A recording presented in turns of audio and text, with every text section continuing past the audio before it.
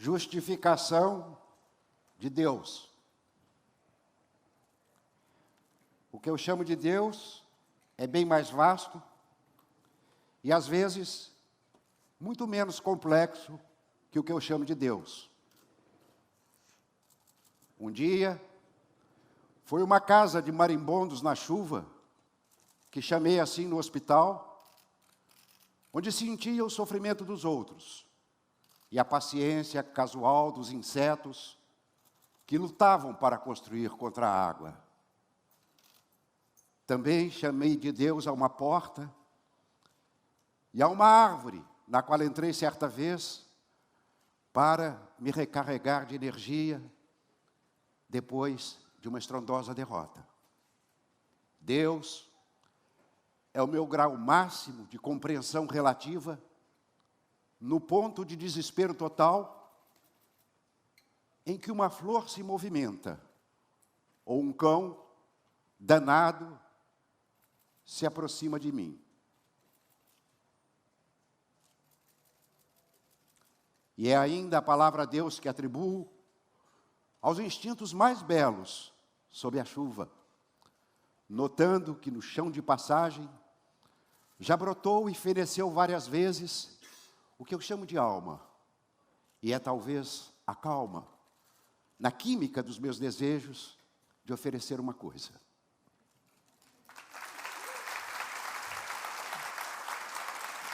Obrigado. Muito obrigado.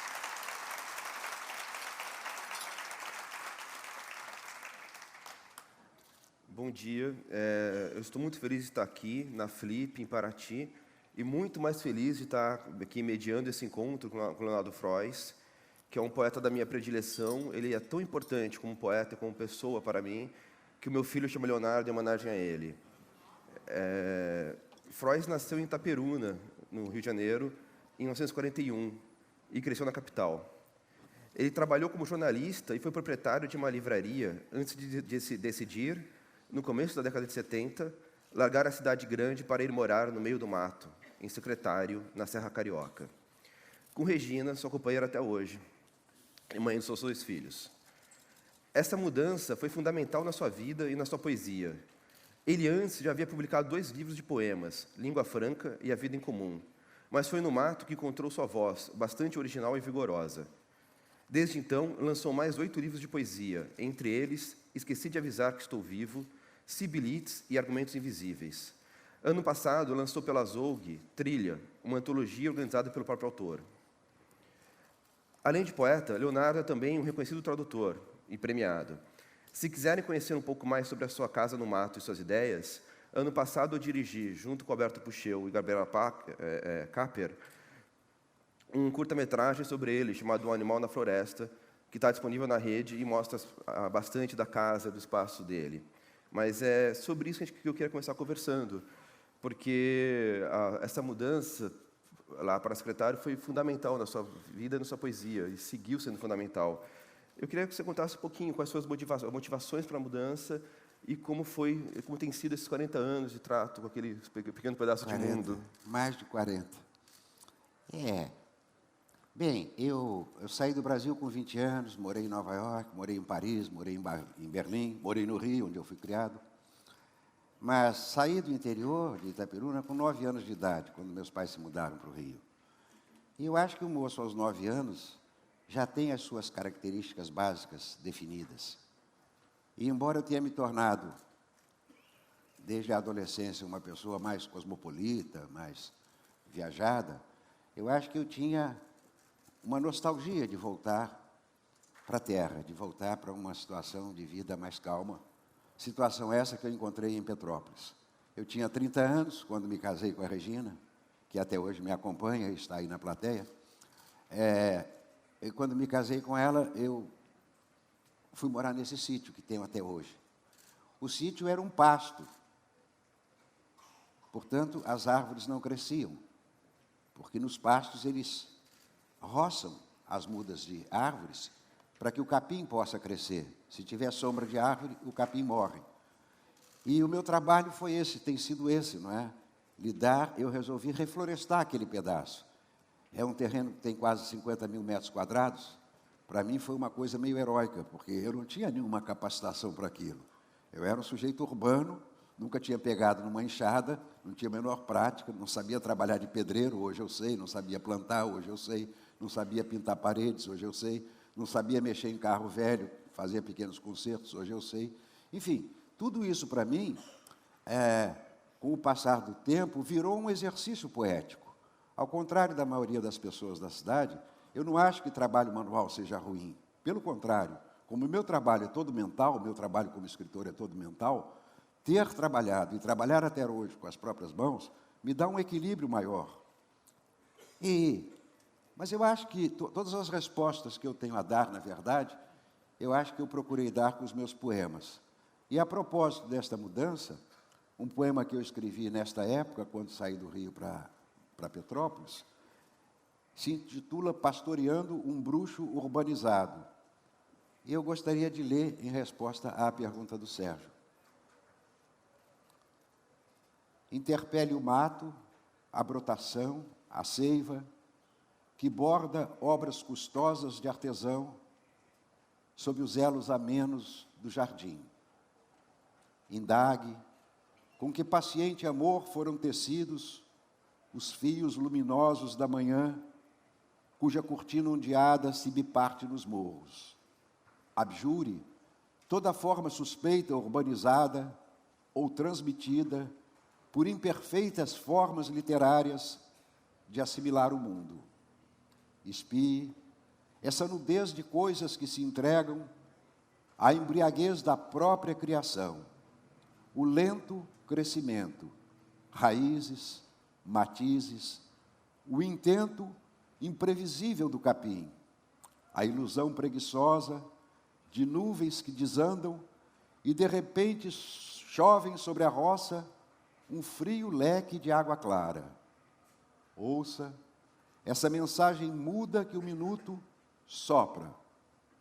Viva, invoque, vislumbre, invente, mas não pergunte nada.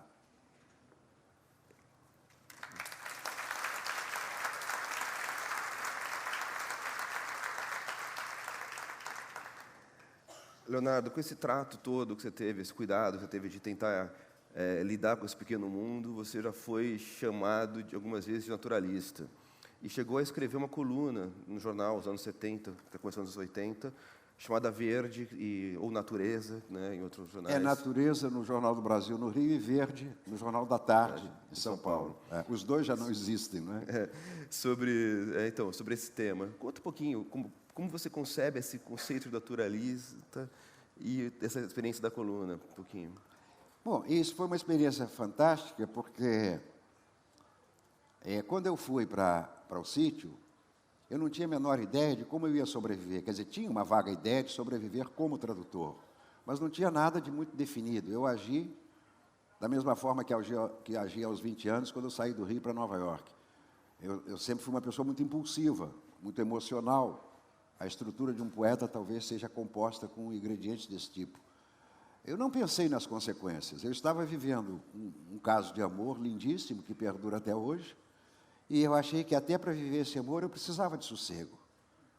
E a vida demonstrou que isso era verdade. E mal eu me instalei no sítio, através de um amigo, eu recebi um convite para escrever uma coluna sobre plantas no Jornal do Brasil. E me pagavam regularmente um salário por mês. Eu não era contratado, eu não era empregado do jornal, era colaborador, mas eu recebia um fixo por mês, era tudo que eu precisava, né? E pouco tempo depois, 1 ou 2 anos depois, a coluna fez muito sucesso. Na época isso era uma novidade, estava começando a existir no Brasil uma preocupação com a ecologia. Estou falando dos anos de 1970, a coluna começou em 71, 72, por aí. As pessoas estavam começando a ter consciência da importância de lidar com a natureza, não é? E a coluna fez muito sucesso e o Jornal da Tarde replicou. Então eu passei a ter 2 ganhos mensais fixos que me permitiram levar a vida que eu queria. E, ao mesmo tempo, eu estava estudando as coisas de plantas, não é? Eu vinha muito à biblioteca do Jardim Botânico no Rio, para a parte teórica, e lá, com lavradores da região, eu comecei a aprender a conhecer as plantas, a saber lidar com elas, a fazer uma horta, a plantar as minhas fruteiras. De forma que a vida me demonstrou que quando a gente está decidido, quando a gente se decide a seguir por um caminho, achando que aquele é o caminho da nossa autenticidade, da nossa vocação, daquilo que vai fazer bem à nossa saúde, à nossa integridade como pessoa, a vida acaba dando um jeito, não é? Ela acaba dando um jeito de te ajudar. Se você está com boa vontade, a vida retribui com boa vontade. Então, as condições objetivas se criaram. Assim, eu fazia as minhas traduções de livros e eu fazia as minhas 2 colunas de jornal. Isso perdurou durante longos anos, né? Um outro elemento curioso disso é que os elementos da natureza estão sempre perpassando sua poesia, mas você não gosta de ser chamado de um poeta da natureza no sentido comum do termo, né? Ela influiu de forma radical na sua poesia, mas de outro jeito, né? Conte um pouco sobre isso. Bem, eu acho que é o seguinte, existe uma tradição na poesia ocidental de poesia da natureza, quer dizer, uma poesia descritiva dos aspectos bonitos, belos da natureza.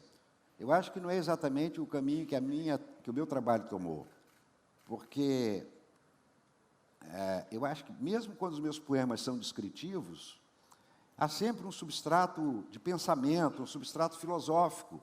Eu acho que eu estou considerando a condição humana também, e a condição de todas as demais espécies vivas, né?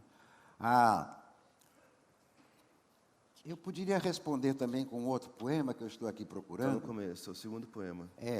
Porque uma coisa que para mim ficou clara é que... Não estou achando. Aqui. Mas eu sei de cor, não tem problema. Agora que eu me lembrei que eu sei de cor. Se quiser, qualquer ajuda, está aqui. É que eu... pronto, o editor rachou. Mas eu sei esse poema de cor. E eu vou contar por que eu sei este poema de cor. Este poema foi escrito dentro da minha primeira roça de milho. Imaginem vocês, um moço todo sofisticado. Eu morava no Arpoador.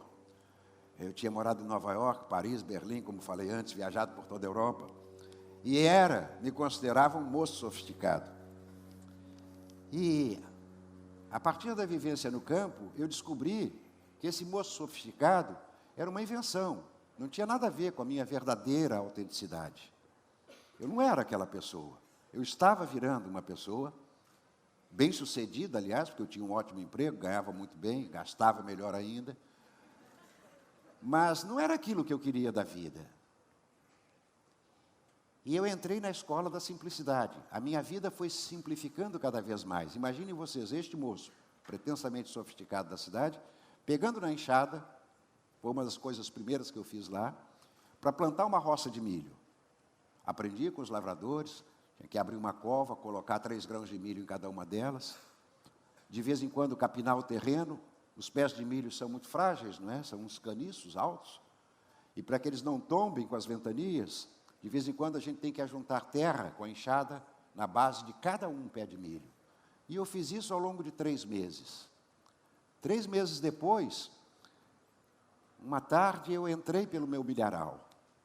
E eu disse, meu Deus, que coisa mágica, como é capaz uma pessoa de produzir isso? O milharal estava todo com espigas. Uma coisa linda, uma coisa, eu digo, é mais bonito do que um poema, é mais bonito do que palavras. Criei, então, esta consciência de que a minha poesia não é de natureza. Eu poderia estar no mar, em alto mar, ou estar no Ártico. Eu estava numa situação muito diferente. E isso criou para mim essa noção de que é poesia da experiência. Todos os poemas que eu escrevi desde então são baseados numa experiência que eu vivi, em alguma coisa que eu fiz, ou escalando uma montanha, ou fazendo a minha horta, né? O poema Contemplação dos Seios das Beterrabas, por exemplo, diz respeito à minha horta que eu mesmo fazia. E este poema Mulheres de Milho, do qual eu falo, nesta tarde, quando entrei no milharal, pronto, espigado, o poema bateu inteiro. Desceu como se viesse de fora. Milhares de mulheres de milho brotam do meu olho calado como espigas fortes. No ar elas se endireitam como folhudas criaturas carnosas que ao vento se transmudam, de fêmeas em formosos penachos machos.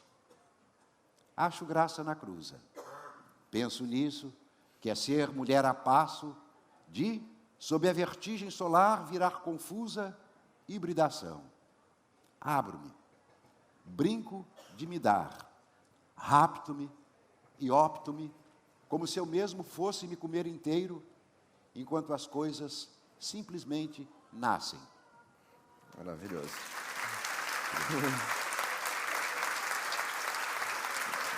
Obrigado.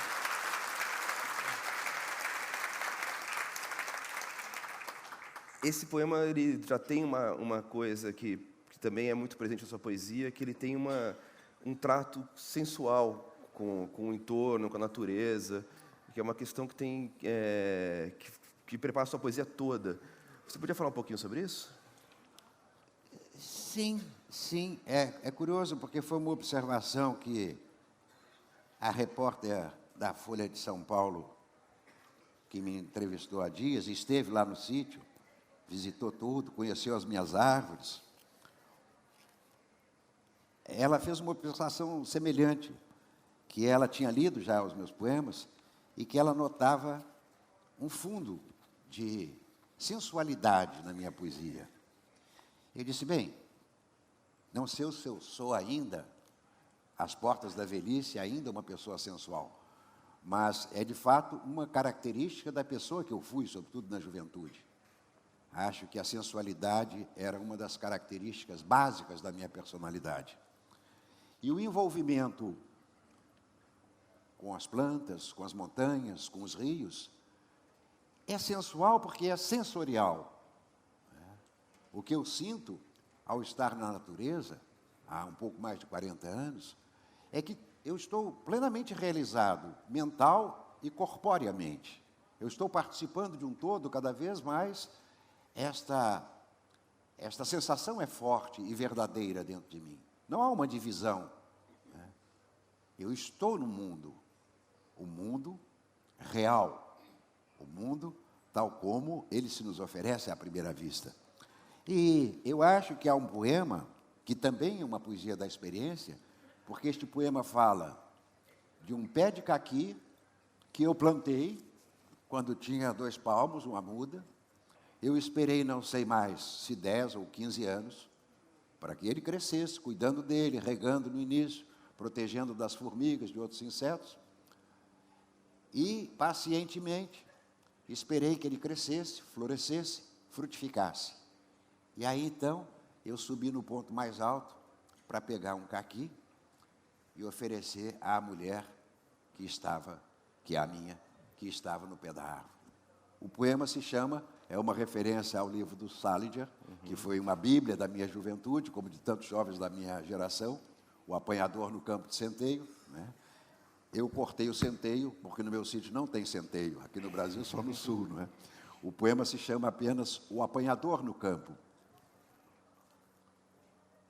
Fruta e mulher no mesmo pé de caqui, no qual, espantando os passarinhos, eu trepo, para apanhar como um garoto a fruta e apreciar, comendo-a lá no alto, a mulher que ficou lá embaixo me esperando subir, e agora vejo-se mexendo entre as folhas, com seus olhos de mel, seus ombros secos, enquanto me contorciono todo subindo, entre línguas de sol, roçar de galhos, para alcançar e arremessar para ela, no ponto mais extremo, o caqui mais doce.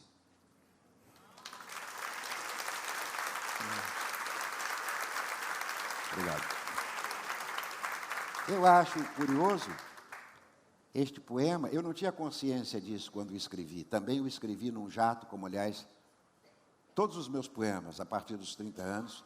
Eu nunca modifiquei um poema depois. Todos os meus poemas publicados são poemas do jato. A coisa veio e, como foi assim, alguns têm vírgulas, outros não têm vírgulas, um tem maiúsculas, outros não têm maiúsculas, uns têm pontos, outros não têm pontos, porque como os poemas surgiram, eu os deixei. É o caso deste.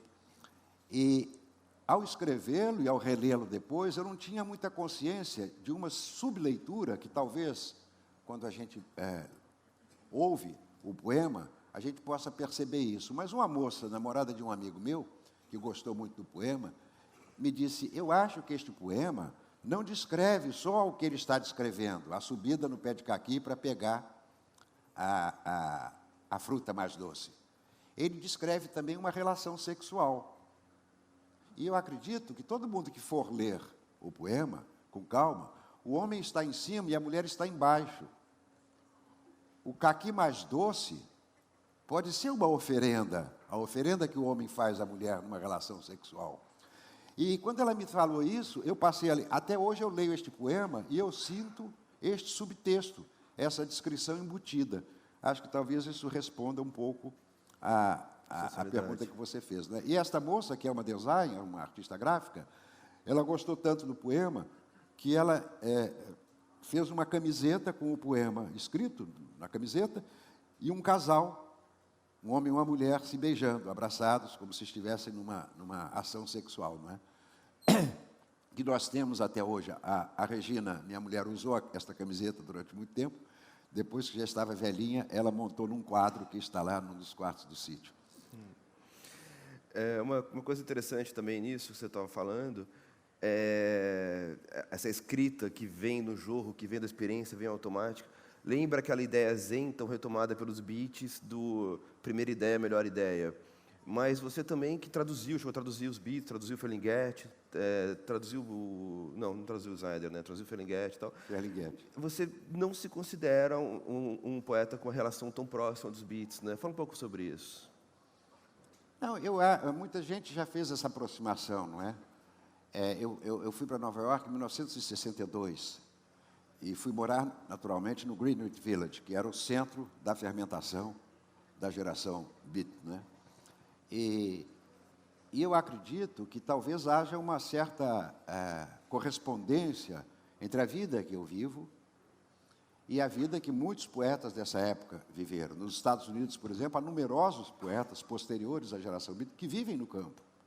E os Estados Unidos permitem, criam situações que a pessoa pode se dedicar a uma agricultura ou alguma coisa. Vários poetas, não é só o Gary Snyder que viveu sempre na natureza, né? Há muitos outros, menos conhecidos, mas que são poetas, que foram poetas a vida inteira, publicam seus livros e que moram recolhidamente no campo. Mas eu acho que o paralelo que pode ser feito é mais entre o tipo de vida pelo qual eu optei, porque, por exemplo, os poetas beatniks ficaram, até o fim, poetas da dissidência, críticos da sociedade, né? O tempo todo, são poetas combativos, eles não se enquadraram na sociedade americana e eles estão o tempo todo fazendo oposição àquele tipo de vida. Eu, no meu recolhimento, esse aspecto, para mim, se tornou secundário. Eu acho que a minha poesia se tornou uma poesia mais otimista, menos crítica da sociedade, mais otimista dos valores reais que eu encontro na natureza, né? O meu interesse pelas árvores, pelas plantas, pelos animais silvestres, sobrepuja a minha falta de integração na sociedade, tal como ela está organizada. E eu acho que este recolhimento que eu me dei foi uma maneira de eu continuar vivo e contente com a vida. Porque não adianta eu ficar na cidade se eu discordo praticamente de tudo. Se eu for pensar friamente, toda a organização social me parece uma coisa meio maluca. Atualmente, no Brasil, a gente vê o quê? Um circo de horrores. Nós não sabemos, aliás, para que lado vai o Brasil, que rumos vai tomar o país. Tudo me parece muito esquisito, muito estranho.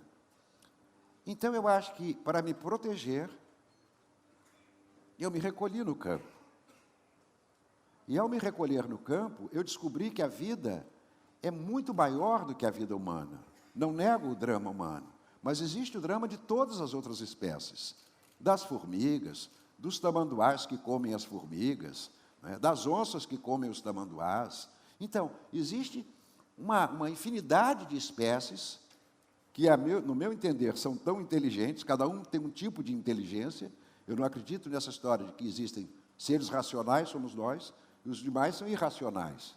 Um cachorro é irracional, um gato é irracional. Eu assisti há dias, lá no sítio, uma coisa muito curiosa. Tem muito mico. Os micos são pequenos, medem pouco mais de um palmo, não é? E tem muitos jacus, não sei se conhecem. O jacu é um galináceo entre um galo grande, e um peru grande, preto. Voa, mas cisca também, como galinhas, na terra, né? E tem um pedregulho próximo à casa, onde colocamos bananas para os micos. E assim fizemos neste dia. Enquanto os micos se aproximavam das bananas, um jacu grande, muito maior que o mico, várias vezes maior que o mico, se aproximou para avançar nas bananas destinadas aos macaquinhos, né? E o que fizeram os macaquinhos? Um só deles não poderia combater um jacu. Juntaram-se 5 ou 6 e avançaram, cada qual saindo de um mesmo ponto, avançaram simultaneamente contra o jacu e expulsaram o jacu. Ora, não há, sabe, os micos vão à guerra. Eles se organizaram como batalhões humanos e conseguiram expulsar o jacu. E o jacu saiu gritando e foi embora, com medo do mico. Então, quando a gente presencia fatos como esse, se eu fosse contar todos os fatos que me revelam que cada bicho tem o seu tipo de inteligência que o adapta, porque senão eles não sobreviviam, que o adapta à sobrevivência. Não só os humanos que tiveram este privilégio. A mágica da natureza é essa, não é? Se a gente pensa na vida social das abelhas, por exemplo, não sei se vocês já se interessaram pelo assunto, há um livro famoso do Metterlink, não é? A vida das abelhas, a vida sexual das abelhas, é tudo de um primor, é uma organização social tão perfeita. Inclusive, não há abelhas corruptas, como entre a sociedade humana. A coisa funciona, toda uma cooperando com a outra, de forma que eu acho que há tipos de inteligência animal, talvez até ultrapassem a nossa.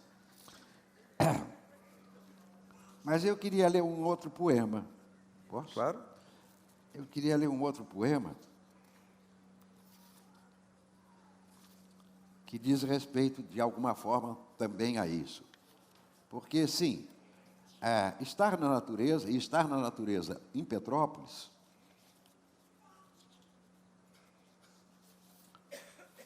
é estar nas montanhas. Suponho que muitos aqui conheçam a região serrana. Petrópolis é cercada de montanhas, né? E eu já fiz algumas vezes a travessia pela cumeada da serra, a pé, entre Petrópolis e Teresópolis. E é uma das coisas mais bonitas que eu já tive o privilégio de fazer na vida. A última vez foi quando eu completei 70 anos, e que eu pedi aos meus 2 filhos, que são guias de montanha ambos, eu disse, eu quero de presente de aniversário que vocês me guiem na travessia de Petrópolis a Teresópolis. E assim foi feito, foi o presente que eles me deram, e foi uma coisa maravilhosa, porque eles hoje já estão por volta dos 40 anos, mas eles começaram a subir montanhas comigo quando tinham de 11 para 12 anos. E, claro, os filhos costumam ir bem mais longe que os pais. Hoje eles já escalaram, todos 2, os principais cumes dos Estados Unidos, da Patagônia. Não foram ainda, graças a Deus, ao Everest. Mas são especialistas e são guias de montanha diplomados, embora sejam engenheiros de profissão. Uniram o amor pela natureza à tecnologia da qual eles vivem e que eles gostam também, não é? E subir montanhas, uma das vezes que eu subia, havia lá um outro grupo, e alguém perguntou a um cidadão que estava em cima de uma pedra, assim, em destaque, vestido, aliás, de uma maneira muito curiosa,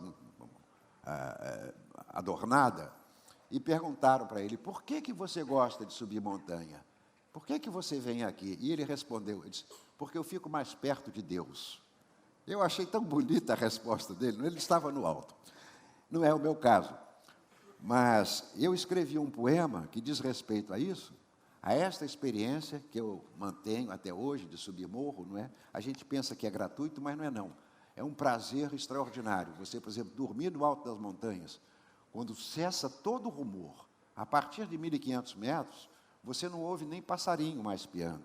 Os pássaros não voam tão alto, eles não chegam até lá, não é? Já não há quase vida animal. A vegetação é rasteira, não há árvores grandes que façam rumor ao sabor do vento, não é? Tem só o capim de anta que se alastra pelos picos mais elevados. Então é um silêncio total, absoluto, e você deitar numa noite estrelada e sentir o universo, como se você estivesse penetrando no universo, é uma experiência fora do comum, que apazigua qualquer mente, ainda que doentia. Não é o meu caso. E, pelo menos se eu me comparar, porque eu acho que há mentes bem mais doentes que a minha. O poema se intitula, naturalmente, Introdução à Arte das Montanhas. Eu vou me levantar um pouquinho para tentar mostrar como este poema anda. Um animal passeia nas montanhas, arranha a cara nos espinhos do mato, perde o fôlego, mas não desiste de chegar ao ponto mais alto. De tanto andar, fazendo esforço, se torna um organismo em movimento, reagindo a passadas. E só. Não sente fome, nem saudade, nem sede. Confia apenas nos instintos que o destino conduz. Puxado sempre para cima, o animal é um imã, numa escala de formiga que as montanhas atraem. Conhece alguma liberdade quando chega ao cume. Sente-se disperso entre as nuvens, acha que reconheceu seus limites, mas não sabe ainda que agora tem de aprender a descer.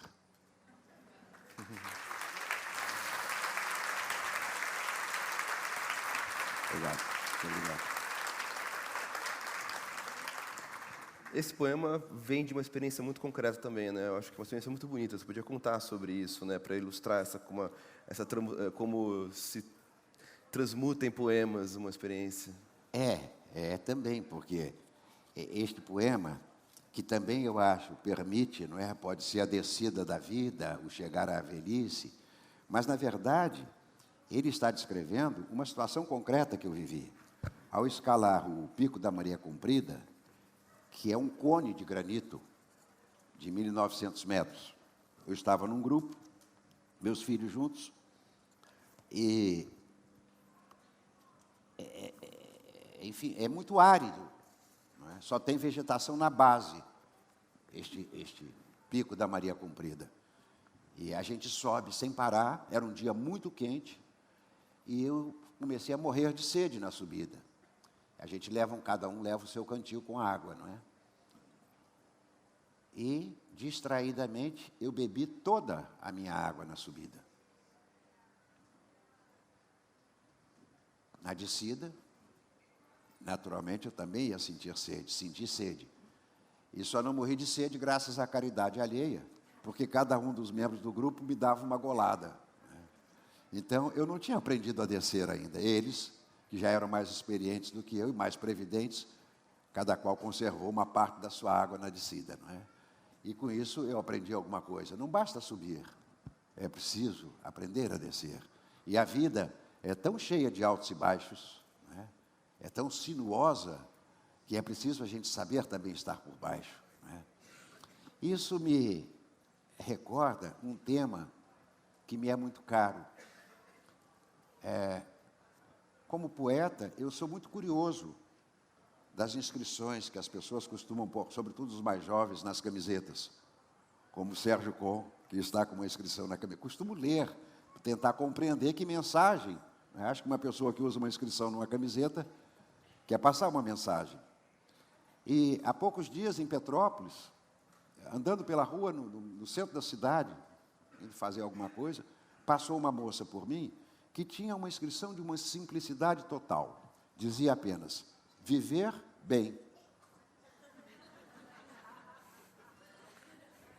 Aquilo bateu fundo para mim. Eu disse: meu Deus, é isso que eu tenho querido ao longo da vida. Eu não vou falar de felicidade, porque felicidade é uma palavra muito comprometida, muito pervertida pela propaganda, né? Porque a felicidade é você comprar um carro novo, é você comprar um apartamento maravilhoso, é você comprar um iate, um não sei o quê, um helicóptero, é comprar para ser feliz, né? E para mim não. Para mim é uma sensação interior. É eu me sentir bem, é eu sentir que eu estou vivendo bem, de acordo com as minhas necessidades.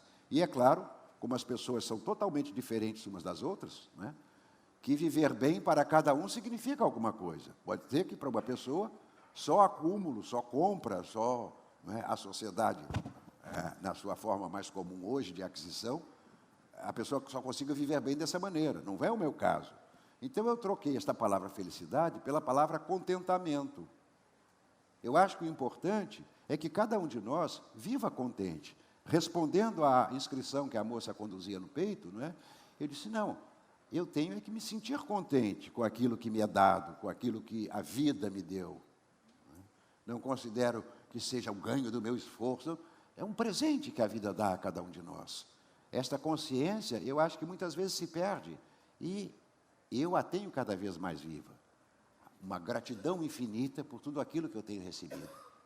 A começar por uma quantidade enorme, hoje, de amigos, todos mais jovens que eu e todos maravilhosos.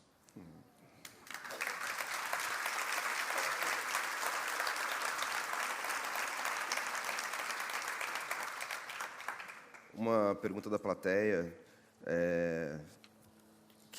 que hoje é uma matéria muito boa na Folha de São Paulo, muito bonita matéria mesmo, assim, matéria primorosa sobre o Leonardo Frois, e tem uma foto do Leonardo Frois ao pé de uma enorme árvore, a famosa árvore galinácea, né? Você podia falar um pouquinho sobre ela e talvez ler o poema, que vale a pena? Sobre a árvore? É. Ah. Uma pergunta... Bem, você queria que lesse um poema?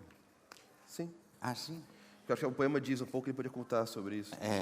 Bem, é uma figueira monumental, uma das poucas árvores que nós encontramos de pé quando compramos esse sítio, não é? Aliás, tem uma coisa curiosa, como a minha mulher está na plateia, se vocês descobrirem quem descobrir ganha um doce. Ela é muito discreta, mas ela era...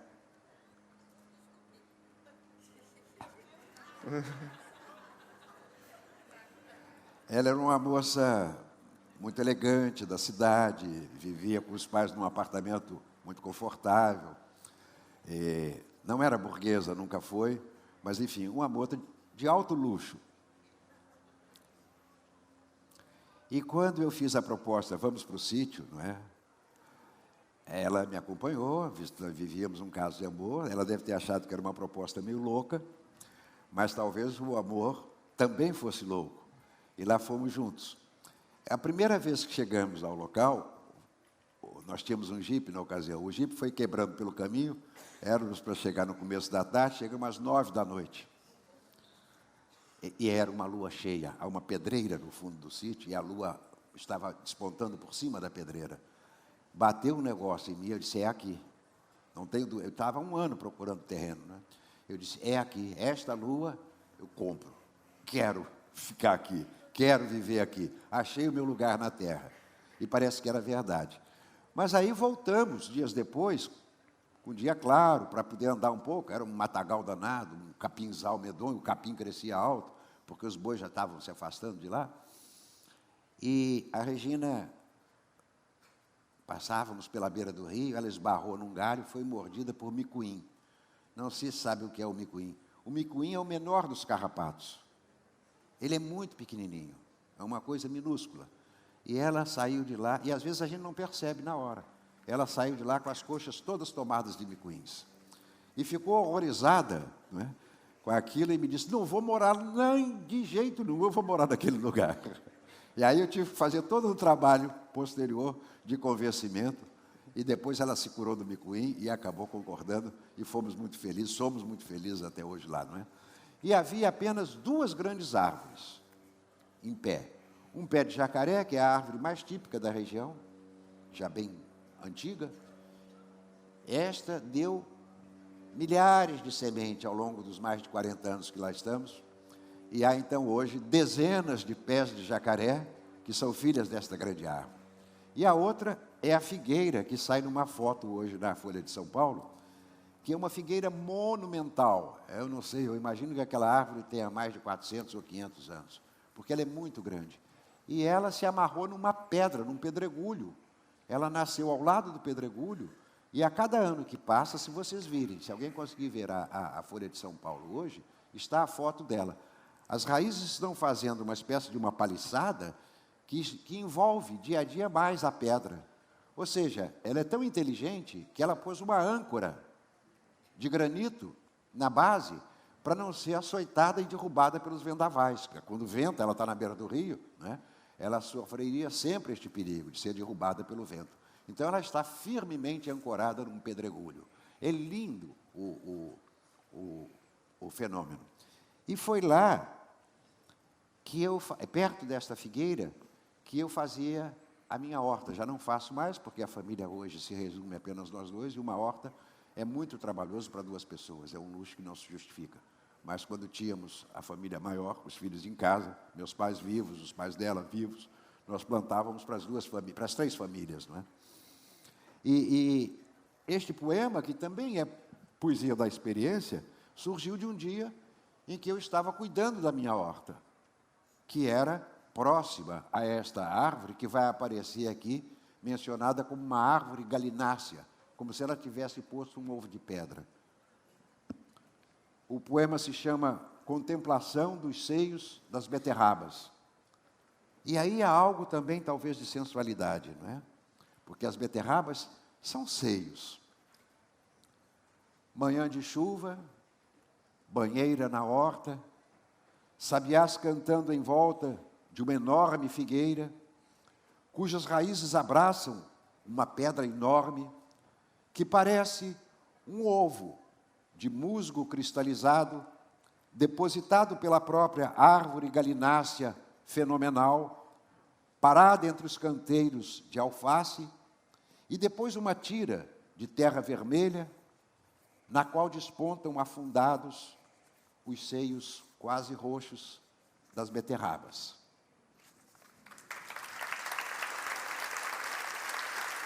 Tem que falar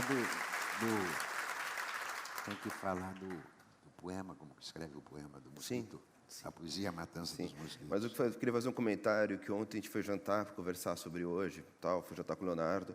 Eu comentei com a Regina, falei, Regina, eu vou colocar na introdução que você é a companheira de vida inteira, porque eu sei que o Leonardo não é só sensual, ele é sedutor, e é um perigo.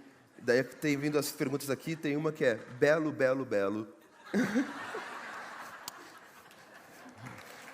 Bela, bela, bela. Então, eu queria falar sobre isso, porque eu acho que tem uma coisa do Leonardo também que é importante, um outro elemento que já está presente aqui na conversa, mas está presente na poesia, que é um tipo de humor muito peculiar, muito interessante. E eu tenho um poema dele que eu amo, que eu pedi para ele ler hoje, e que também fala um pouquinho sobre o método de escrita dele, mas ainda mais sobre tradução, né, sobre o seu trabalho mesmo.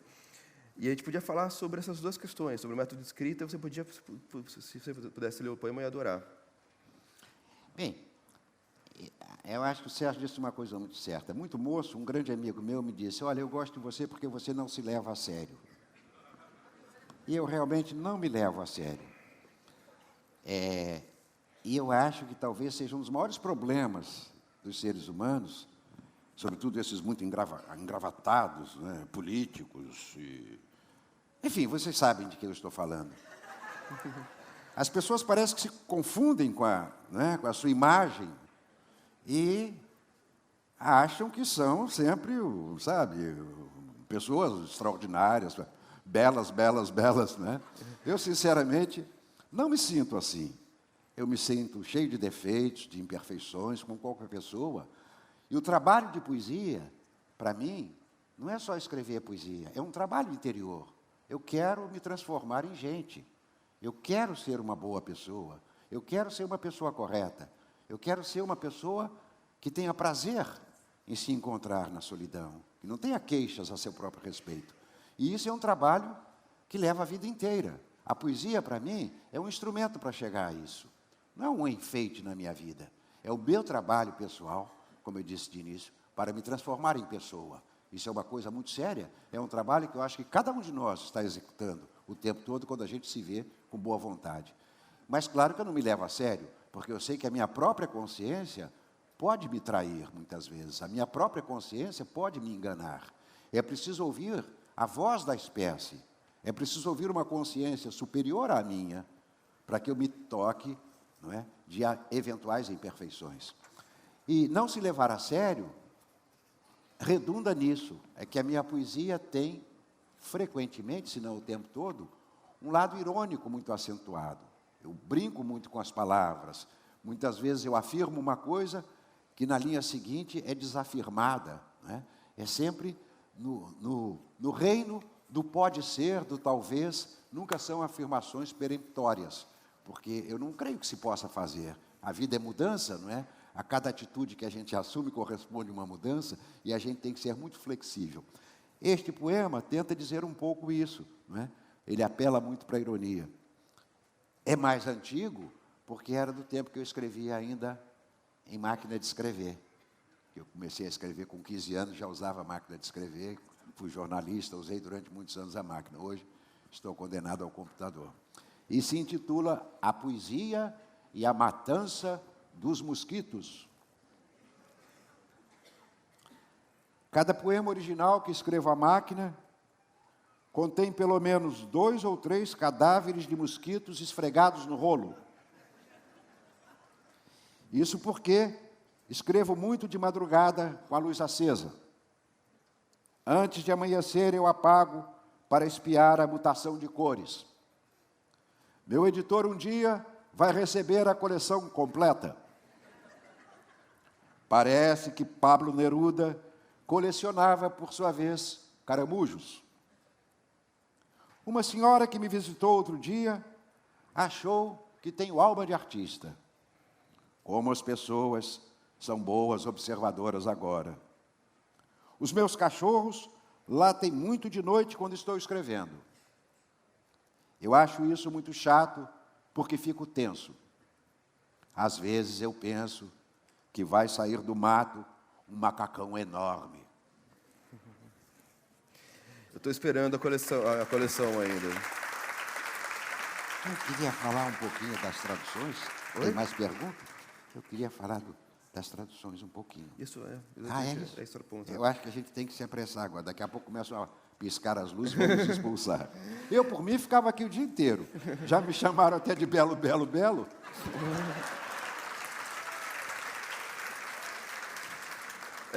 Não, porque a gente estava falando, o Leonardo é um tradutor muito renomado, já foi premiado pelas suas traduções, e ele tem um privilégio muito grande nos últimos tempos de ter escolhido essas traduções, ter traduzido livros que ele mesmo ofereceu para as editoras com uma proposta. Eu acho interessante a gente discutir duas coisas. Acho que eu fiquei pensando agora, passou o filme da Ana Cristina, e eu acho que foi o Paulo Henriques Brito que falava que a Ana Cristina pensava na transcriação, pensava na forma de tradução a partir dos concretos, da liberdade de adaptação da obra na tradução. Então, acho que seria legal você falar um pouco sobre o que te leva a querer a traduzir um livro, qual o livro que você escolhe, o que te leva a isso, e também como é a sua abordagem de tradução, se ela varia de livro a livro, ou se você tem um método já para pensar a tradução. Não, olha, a tradução, a princípio, foi apenas um meio de ganhar minha vida, não é? Durante muitos anos, eu traduzi enciclopédias, não é? Tradução de enciclopédia é uma coisa que você não pode mudar nada, você tem que ter uma fidelidade absoluta, você passa apenas as informações de uma língua para outra. Mas as enciclopédias tinham 2 grandes vantagens para mim. Primeiro, que pagavam muito melhor do que a tradução de livros. E segundo, que era um trabalho constante. Uma enciclopédia levava, às vezes, 2, 3 anos em produção. Então, eu tinha trabalho garantido por aquele período todo. E foi uma ótima escola, porque, ao contrário dos irmãos Campos, não há crítica nenhuma nisso, eu acho que há vários caminhos na tradução, mas a minha escola, e está muito baseada nessa experiência como tradutor de enciclopédias, é a da fidelidade. Eu procurei sempre, ou quase sempre, é por isso que eu queria falar de um livro que está aqui no colo, eu procurei quase sempre seguir, tanto quanto possível, o original. Sempre me senti inferior ao original. Não quis nunca me sobrepor a uma escola de tradutores, em que os tradutores tentam se sobrepor ao texto original. A minha posição foi sempre muito mais modesta, como se eu fosse um instrumentista, que eu tenho que seguir uma partitura. Eu disse, não, eu sou apenas o executante da obra, né? Eu tenho uma partitura, que é o original, na língua da qual eu traduzo, e eu tenho que tentar ser fiel ao que o autor quis, o compositor quis. Não vou fazer brilhos extra original. Mas, como eu dizia, para mim foi só um meio de vida. Eu nunca me preparei profissionalmente para ser tradutor, mas depois de ter vivido 6 anos no exterior, depois de ter estudado línguas, desde os 11 anos de idade, no meu colégio nós estudávamos 6 línguas estrangeiras, né? A começar pelo latim, que eu comecei a estudar com 11 anos, e que abre as portas para as línguas neolatinas. E depois de 6 anos de vida no exterior, nos Estados Unidos, na França e na Alemanha, quando voltei para o Brasil, eu vi que eu tinha condição de me tornar um tradutor. E era o trabalho que eu queria, quando resolvi deixar de ser editor, para poder viver fora do Rio. Um tradutor pode viver em qualquer lugar, né? Ele faz o trabalho em casa. E aí passei a traduzir muitos livros, mas a maioria, a quase totalidade dos livros que eu traduzi, me foram encomendados pelas editoras. Não eram sugestões minhas. Por sorte minha, eu era considerado um bom tradutor, sempre me encomendaram bons autores. Assim traduzi Faulkner, Swift, Virginia Woolf, Leclésio, enfim, autores que mereciam o meu esforço, que justificavam e com os quais eu aprendia muito, porque cada autor desses que eu traduzi, eu não me limitei a botar o livro que eu estava traduzindo ao lado e recriá-lo em português. Eu estudei cada um desses autores. Eu li quase tudo que eu pude deles e muito sobre eles. Há autores, por exemplo, como Swift, que você não pode traduzir, são textos do século... Os textos mais antigos do Swift que eu traduzi datam do século XVII, do final do século XVII. Né? Então, eu não podia traduzir impunemente. Até para quem é da língua inglesa, é difícil traduzir Swift. Eu tive que estudar o assunto para poder fazer as traduções. Agora, há um pequeno número, eu traduzi dezenas de títulos, quase 100 títulos, mas há um pequeno grupo ao qual eu sou muito apegado, porque este, sim, foi de iniciativa minha. São livros como esses dois, eu não posso trazer todos para mostrar. Os Sonetos da Portuguesa, de Elizabeth Barrett Browning, é o último deles. E os Contos Orientais é um pouco mais anterior. E por que eu trouxe esses dois? Primeiro porque os Sonetos da Portuguesa, como eu falei, foi o mais recente, saiu em 2011. Ao todo, são 7 ou 8 livros, todos publicados pela editora Rocco, e quase todos de tradução de poesia, só 2 são de prosa. Porque foram livros de temas, de autores que eu tinha conhecido, tinha gostado, temas que me fascinaram, e eu levei o livro pronto para a editora. Eu fiz tudo, até a 4ª capa, às vezes, até a orelha, às vezes. Como eu fui editor também, eu tenho prática disso, não é? E eu já levei os livros prontos, e por esses livros eu tenho um carinho muito especial, porque eu os considero parte da minha obra. Não é? São poetas antigos. Nesses eu quase não escrevi em versos rimados e metrificados na minha própria obra, e, no entanto, eu estudei versificação quando jovem, não é? Era parte do meu currículo de português. E o conhecimento que eu tinha de versificação, eu pude aplicar na tradução desses poetas antigos. Goethe, Shelley, Elizabeth Barrett Browning e outros que eu não me lembro agora. Este livro, Sonetos da Portuguesa, foi muito curioso, são 44 sonetos. Eu nunca escrevi um soneto, mas eu consegui traduzir esses aqui em forma de soneto. Então, são os meus sonetos em português, os únicos que eu consegui fazer. Mas foi um trabalho muito curioso, porque é uma mulher se dirigindo a um homem. É uma história extraordinária de amor entre 2 poetas, Robert Browning e Elizabeth Barrett Browning. E aqui é ela escrevendo para o amado. E é evidente que eu tive que me colocar na posição da mulher. Eu tive que me considerar a voz feminina para conseguir fazer, com alguma eficiência, o ciclo de tradução dos 44 sonetos. É um trabalho pelo qual eu tenho uma consideração muito grande. O outro livro que eu trouxe para apresentar a vocês é o de Contos Orientais. São contos muito antigos da Índia, da China, do Japão e da Coreia. Não se assustem, eu não conheço essas línguas. Eu conheço todo esse material em versões para 4 línguas ocidentais, nas quais eu leio: inglês, francês, espanhol e alemão. Os materiais são muito antigos. Os mais antigos datam dos primeiros anos da era cristã. E muito frequentemente, ou quase sempre, ou talvez sempre, não há só uma recensão, não há só uma versão do conto original. São contos que vêm da tradição oral. São contos populares, em última análise. Só uns 3 ou 4 têm autores identificados. Aí material que já chega pelo século XVII, século XVIII da nossa era. Mas a grande maioria são textos muito antigos. E que, às vezes, eu conheci em diferentes traduções. Quer dizer, ora eu tinha o mesmo material traduzido para o francês, o inglês, o espanhol ou o alemão, né? Então não havia um original único. E neste caso, foi a grande libertação do tradutor fiel. Eu fiz adaptações. Eu juntava, às vezes, 2 ou 3 traduções e fazia a minha versão em português contemporâneo. Sendo material tão antigo, eu acho, e sem autoria identificada, eu acho que foi um procedimento válido.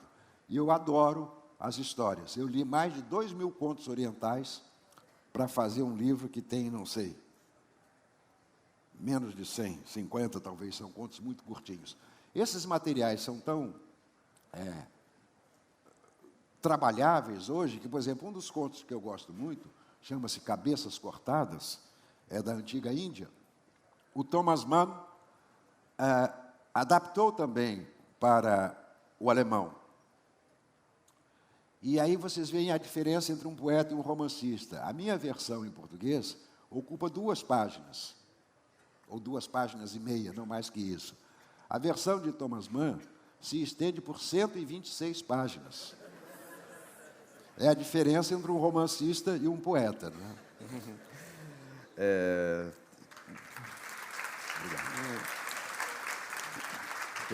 Mas você podia ler O Maluco no Telhado, né? Hein? Você podia ler O Maluco no Telhado, não podia? Pra gente? Maluco no Telhado? É. Posso. Que é um... Maluco no Telhado ou Maluco nas Montanhas? Tem 2 malucos. Qual você preferir? Qual você preferir? Eu acho que eu prefiro o Maluco cantando nas montanhas. Tá ótimo. É porque no telhado eu nunca subi. Mas o maluco no Telhado também é muito interessante. Bom, são ambos. O Maluco no Telhado, a que ele se refere, está no livro Trilha também. É uma peça japonesa, de um autor japonês, uma peça de teatro, que na versão em inglês que eu conheci se estende por, sei lá, 80, 100 páginas, é uma coisa muito longa. Eu li a peça, nunca vi montada, li em inglês e resumi em 10 ou 12 linhas O Maluco no Telhado. A partir, claro, eu não estava traduzindo do japonês, eu estava recontando a história, eu consegui recontá-la em 11 linhas. O Maluco Cantando nas Montanhas é baseado em Po Chui, ou Bai Jui, poeta chinês, um dos maiores poetas da tradição chinesa. Ele equivale mais ou menos ao nosso Camões na língua portuguesa. E que viveu entre 772 e 846 da era cristã. Imaginem vocês.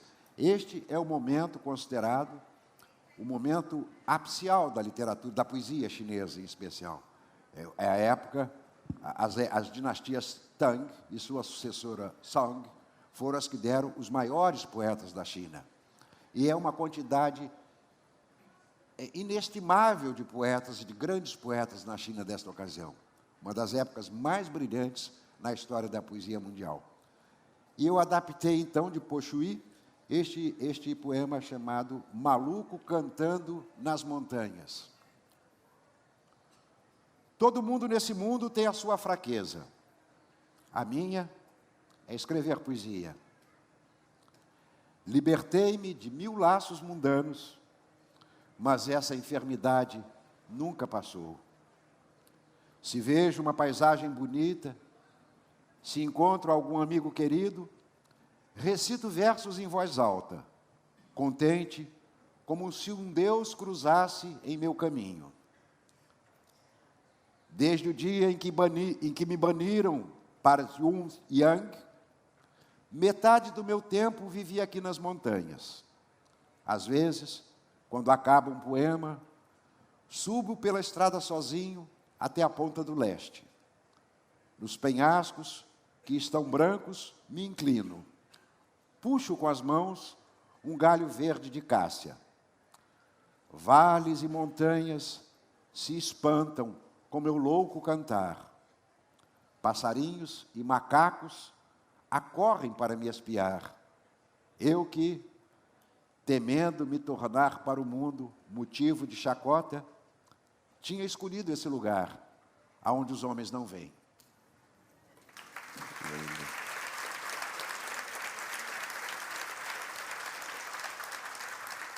Bom, chegamos à última pergunta, infelizmente.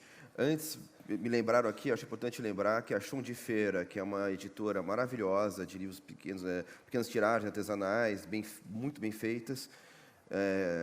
Uma das editoras é a Julia Hansen, que é uma grande poeta também, jovem, publicou uma reedição do Sibelites, que é um dos livros mais interessantes do Leonardo. Todos são interessantes, é difícil falar isso. Então, é legal lembrar disso também, porque eu acho que é um esforço interessante que está acontecendo no Brasil, de pequenas editoras artesanais, com muita intervenção. Nós temos aqui a Grampo Canoa, da revista Grampo Canoa, da Marília Garcia, também é um exemplo. Mas, Leonardo, pessoas estão perguntando aqui, eu acho legal você falar sobre a questão de Mariana, e sobre você sempre teve, a partir da coluna e da sua própria vida, você acompanhou esse pensamento ecológico, esse florescer do pensamento ecológico na sociedade ocidental. Como você vê que estão as coisas hoje? Como você vê a questão de Mariana, do desastre? Olha, eu, como todo brasileiro de bom senso, eu acho que foi um absurdo completo. Porque, aliás, pelas informações que eu obtive pela leitura dos jornais, a empresa já sabia que havia uma fissura na barragem, que havia uma ameaça de rompimento da barragem e não tomou providências nenhuma. Eu vivi este problema em escala muitíssimo menor em Secretário, onde eu tenho meu sítio. Porque um proprietário de terras da região, um homem rico, por mero deleite, resolveu fazer uma represa de terra. Muitas represas são só de terra, não é?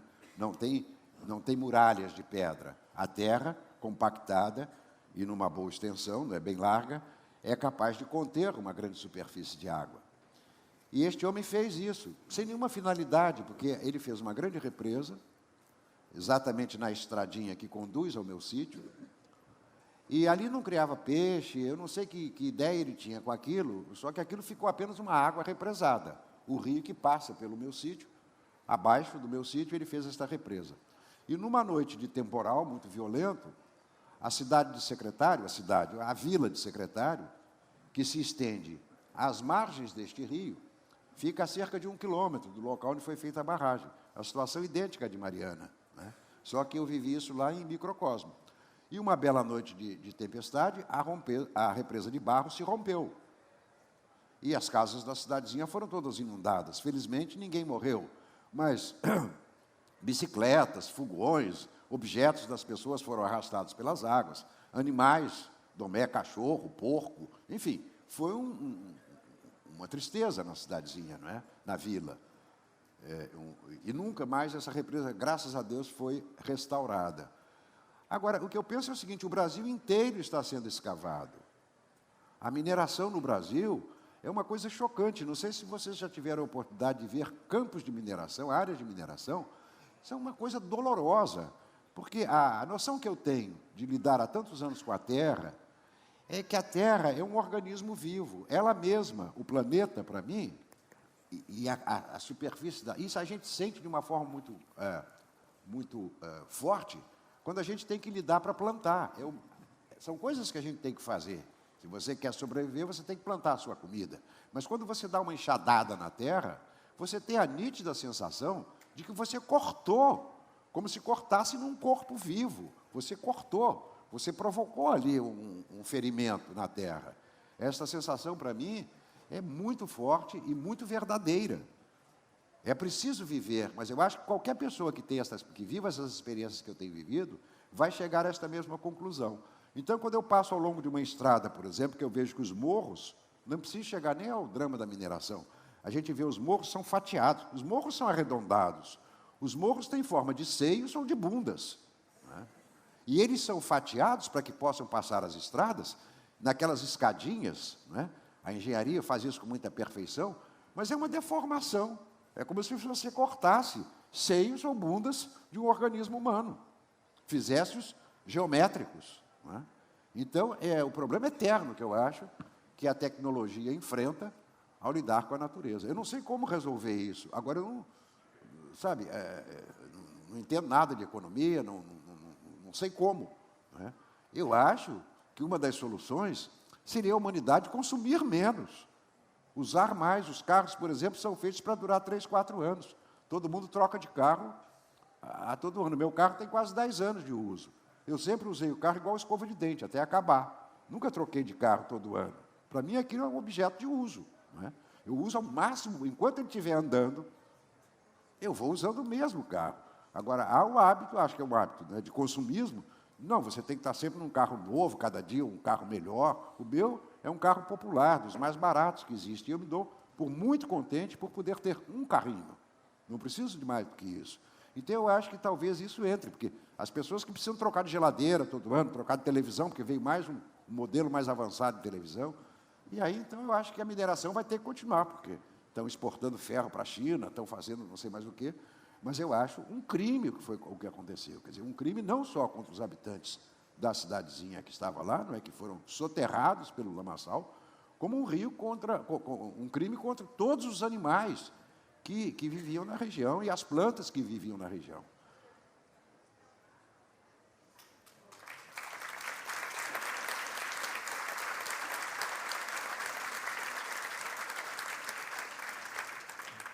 Bom, eu acho que é importante dar nome aos bois, Samarco e Vale do Rio Doce, as empresas que têm que responder por esse crime.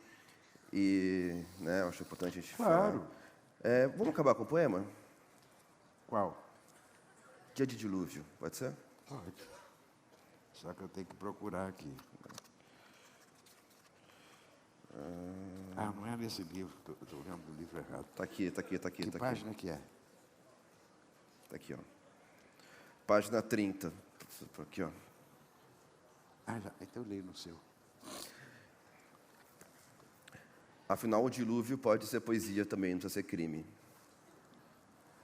Dia de dilúvio é mais um poema de experiência vivida. Eu acho que todos os poemas, ele registra um fato acontecido da minha casa. Quando chove assim tão seguidamente na serra, e começa a pingar água na casa, e a goteira cresce, e a pia entope e alaga o chão, quando não cessa esse barulho insistente de água penetrando em tudo e rolando, sinto uma desproteção total violenta, e eu mesmo sendo dissolvido também, nessa casa alagada, não me acho enquanto solidez. Vou flutuando como onda inconstante na correnteza.